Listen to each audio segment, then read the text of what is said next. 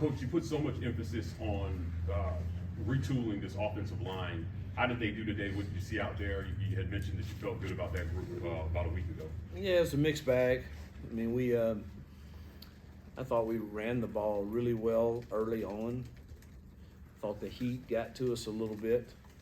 It's been a hot camp now, and I'm no excuse maker at all, but we've gone several days in a row, and you can tell they're gassed a bit, and we're blessed to have a day off tomorrow. We get to watch the film later today and clean up everything that we see in it, hopefully, but they need the day off tomorrow, and then we'll get into after next Tuesday, kind of get into more of a rhythm that hopefully we can have them. I take pride in making sure our teams are fresh when game time comes, and we certainly weren't fresh today. It showed, but I did think the O-line functioned really well early on in the run game. Pass pro was pretty good too early on.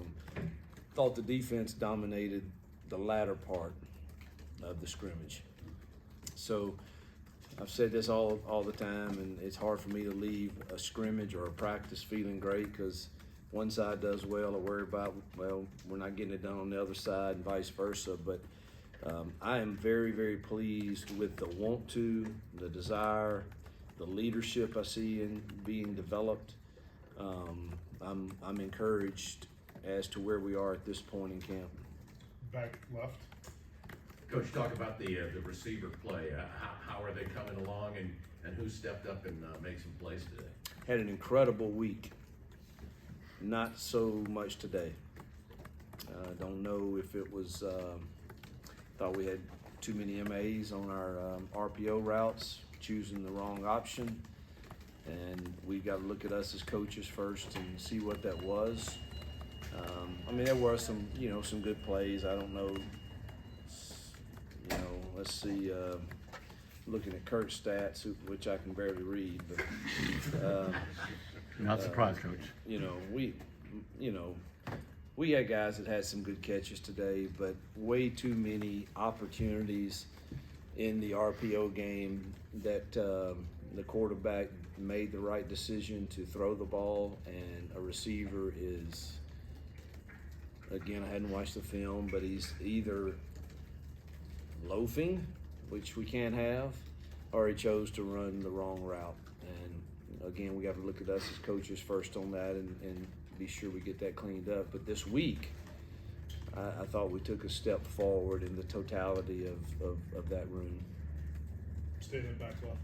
Coach, what were you looking for out of your quarterbacks, and what can you say about how they performed today? Take care of the ball, and play within the offense and take what you should take on a given play. That the ball goes in the right spot. Hopefully it's accurate, and when we do throw it, but accuracy, hopefully will come even. But we got to take care of the ball, and we have to be playing in the right space on given plays in our offense. And I thought all three did that fairly well today. And I know Robbie threw a touchdown pass. I think Holden did also. Peyton did not. Had two, and I can't see from where I'm standing out on the field. The official ruled the receiver out of bounds, I think, both times. But they all, we did not turn the ball over. That's priority number one in offensive football, and so that was good. Obviously, defensively, we need to go get it. But I thought all three looked good at times today. Front row, front. Yes, Coach Freeze. In regards to the quarterback, is it a little bit tougher than you thought it would be to cut it from 3 to 2 now, or do you have a pretty good idea? Yesterday, I had my mind made up, and after today, I need to watch the film before I say. Raise your hand if you have a question. I'll get you the mic.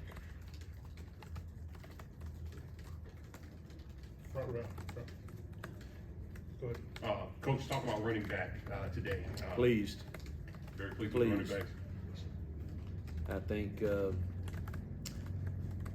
Brian showed up today in a big way. Damari had 3 explosive runs.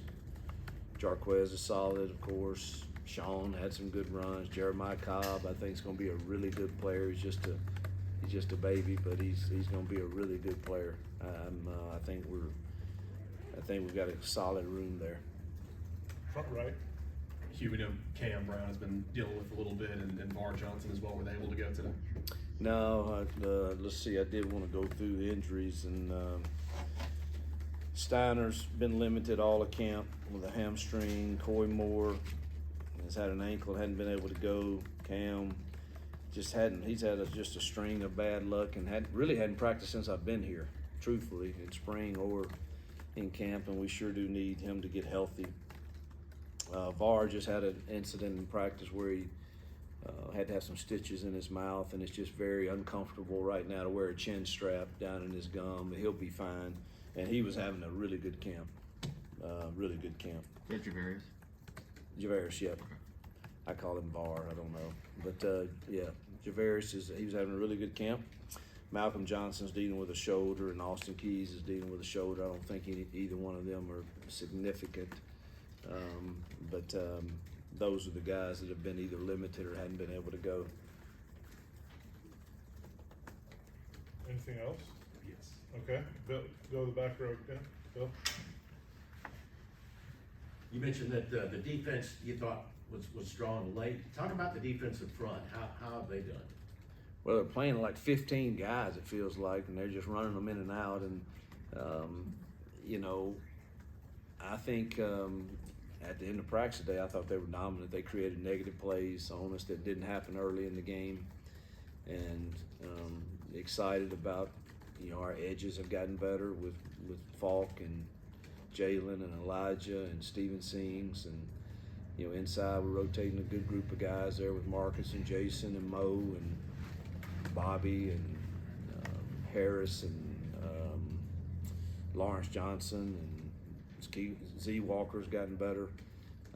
We're rotating a lot of guys in there, so obviously that's a good thing in this league that you can rotate those guys up front. But the stuff we're doing is it gives us problems at times because there are a lot of movement that's going on, and I hate to forget somebody, but I'm pleased with how they're working. Stay in the back row. Jarquez returned to practice earlier this week. What can you say about having him back and what he did today? Yeah, I mean, obviously it's good to have him back in the room and on the team, and he plays the game hard and helps us in that room become even better. So good to have him back. Coach, going back to the run game, given how pleased you are with the running back room, how do you think that's going to affect what you've done traditionally from an offensive standpoint in terms of run-pass balance going into game one? Well, they're not going to let you do that. You know, defenses can absolutely force you into having an extra hat in the box, and I don't believe in running into those looks all the time. There's sometimes you have to, but and so we have to be efficient at taking what they give us. That means somebody in the outside's got to win, and I thought we improved immensely from day 1 to day 6. Today I thought we took a step back, and I've got to go watch the film and see why. Ryan? Yes, the battled offensive guard, have one or two of the 4 or the 5 guys competing there stepped up yet? Well, I think you need 4 or 5, so Right. I don't give a rat's tail who's first, second team. I don't really care. We need all of them, you know. And if you're talking at guard, you know, you got Tate and you got Jeremiah, and Muskie is had a really good camp. Also, that was a good get. Cinda's coming on as a young guy too, and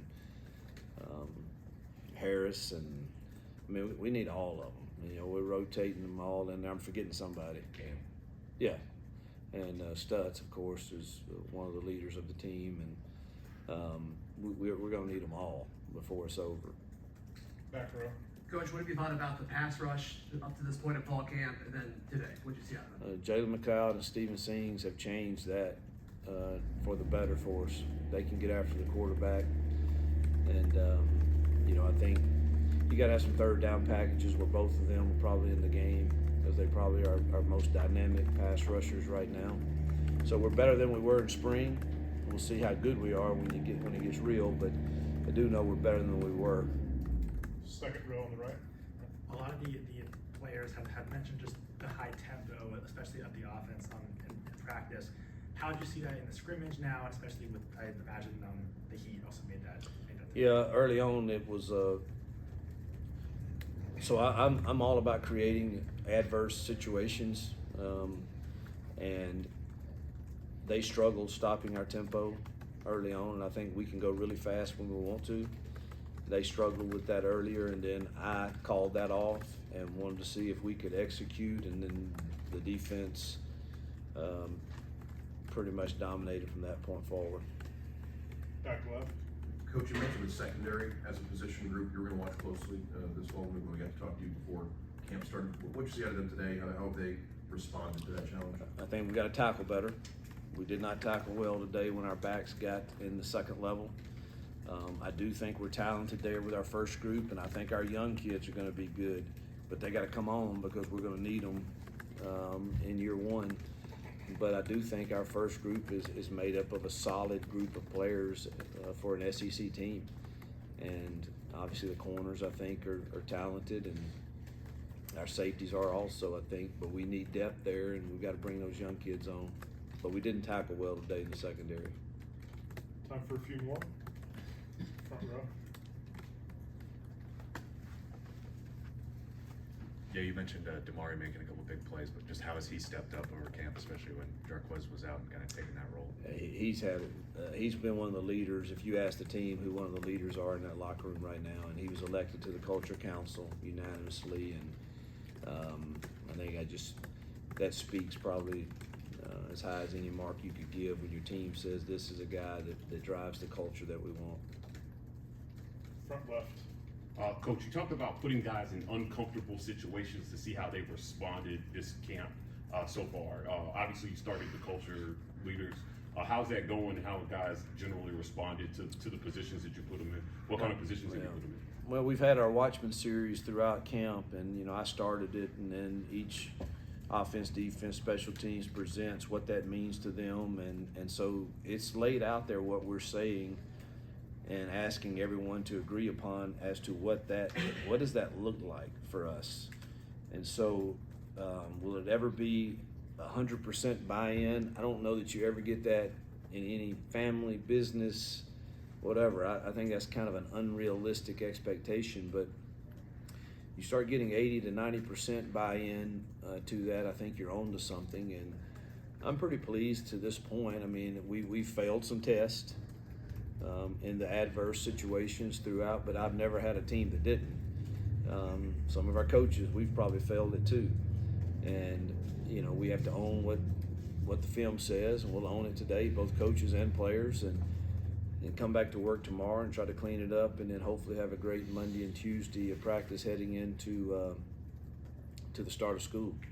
We got one more, Coach. Back left. Coach, anybody at linebacker stand out today? Probably need to watch the film, but just off the initial, I would say probably Nixon created the most negative plays. Not saying the others didn't play well at times, but I just remember after we slowed things down, he seemed to be creating some negative plays for us. All right, Coach. Thank you. Yep. Appreciate Thank you, your time. guys.